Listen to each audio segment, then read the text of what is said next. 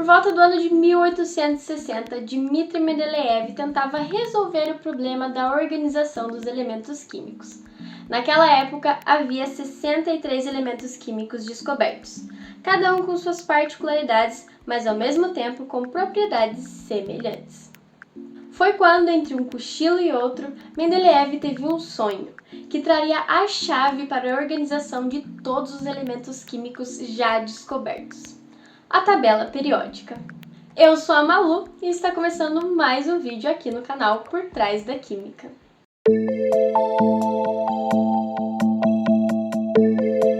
Bom, a verdade é que Mendeleev estava tão focado em resolver esse problema que, segundo ele sonhou com uma possível forma de organização.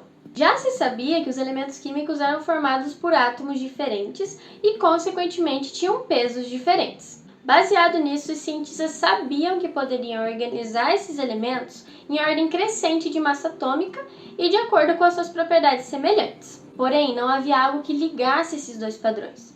Ao mesmo tempo que existem propriedades semelhantes entre os elementos, existem propriedades muito diferentes.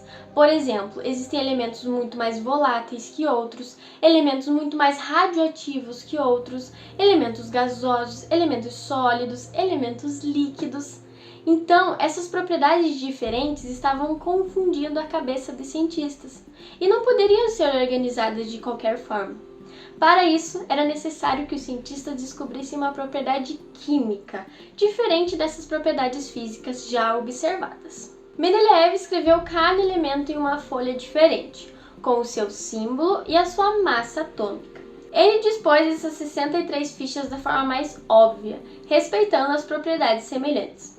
Só que quando ele observou a ordem de massa atômica, ela era discrepante. Por exemplo, o caso dos halogênios. A diferença de massa do flúor para o iodo é bem grande. Isso aconteceu também com o grupo do oxigênio e do nitrogênio.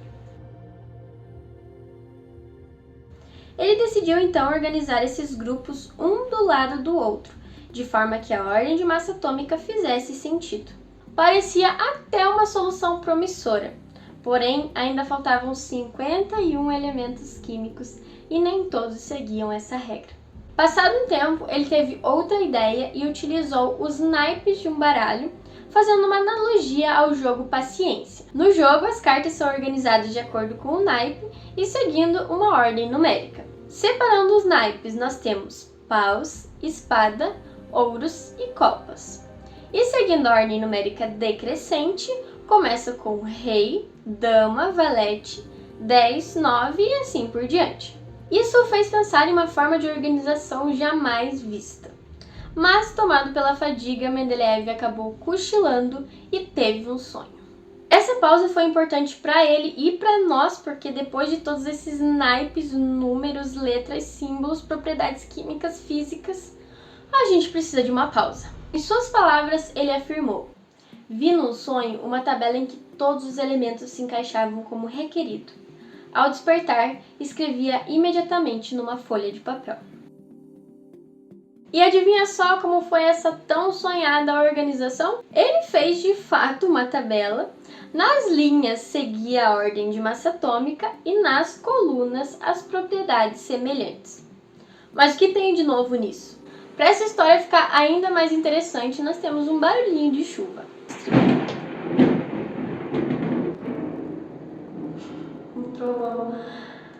A grande sacada que Mendeleev teve foi deixar lacunas entre os elementos já descobertos. Porque se o problema da massa atômica era a discrepância entre os valores, ele teve a ideia de deixar essas lacunas porque existiriam elementos que ainda seriam descobertos e que preencheriam essas lacunas. Além de deixar esses espaços, ele acabou sendo um pouquinho mais atrevido e previu a existência de alguns elementos.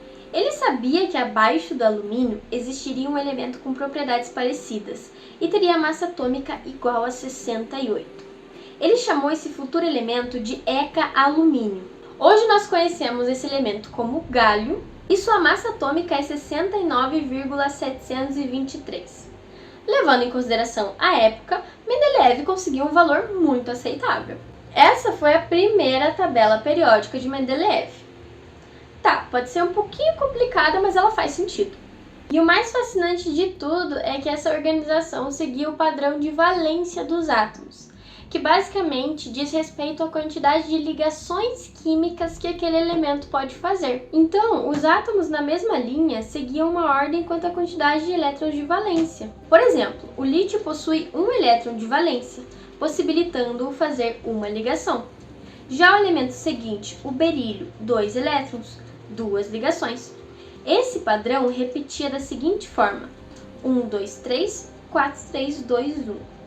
É um padrão chamado elevação e queda, e se aplicava à grande maioria dos elementos numa mesma linha. E o mais incrível ainda é que quando se observava a valência no mesmo período ou coluna, ela era exatamente a mesma.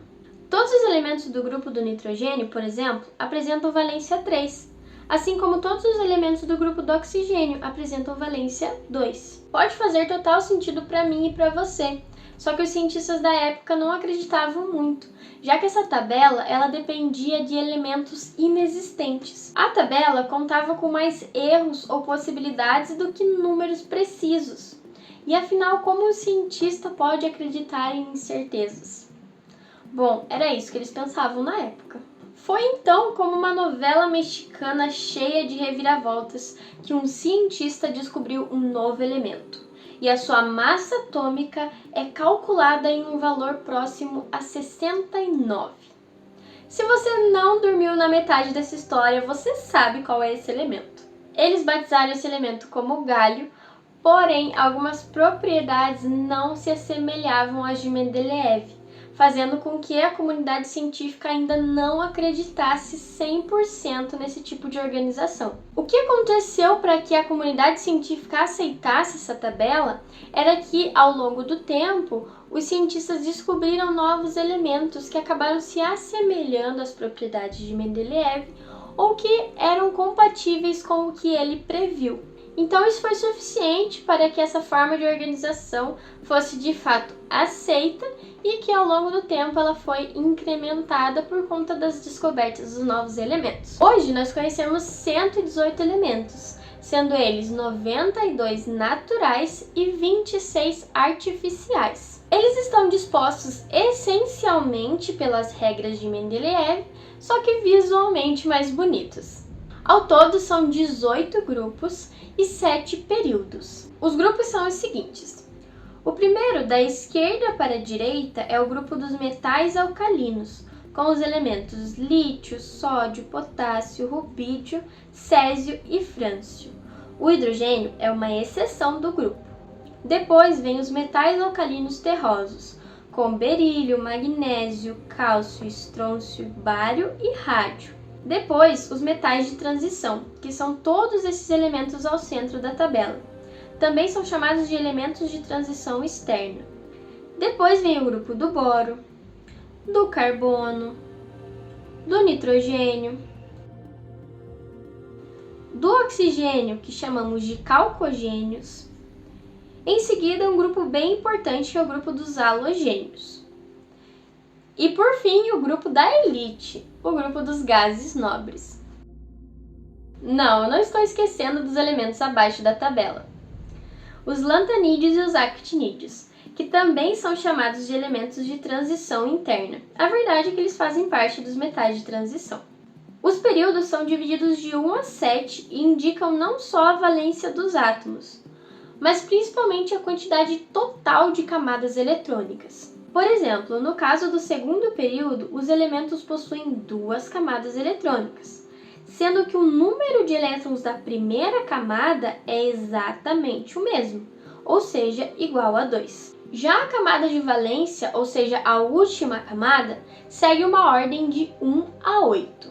Além disso, com a tabela, nós podemos observar outras propriedades chamadas de periódicas, que variam de formas diferentes, como por exemplo, o raio atômico, eletronegatividade, afinidade, eletropositividade e energia de ionização. Mendeleev cumpriu o seu papel e, como ele mesmo pensava, foi capaz de fazer pela química aquilo que Newton fez pela física e Darwin fez pela biologia. Ele foi o precursor para que pudéssemos entender um pouco mais sobre a matéria, que ainda era muito incerta, e abriu portas para a química se desenvolver como uma ciência independente. Afinal, ela ainda era atrelada a outras áreas do conhecimento. E todo esse esforço não foi feito para você ficar decorando os elementos químicos e muito menos fazendo musiquinha para decorar os períodos da tabela periódica. Gente, as propriedades periódicas servem justamente para identificar os elementos químicos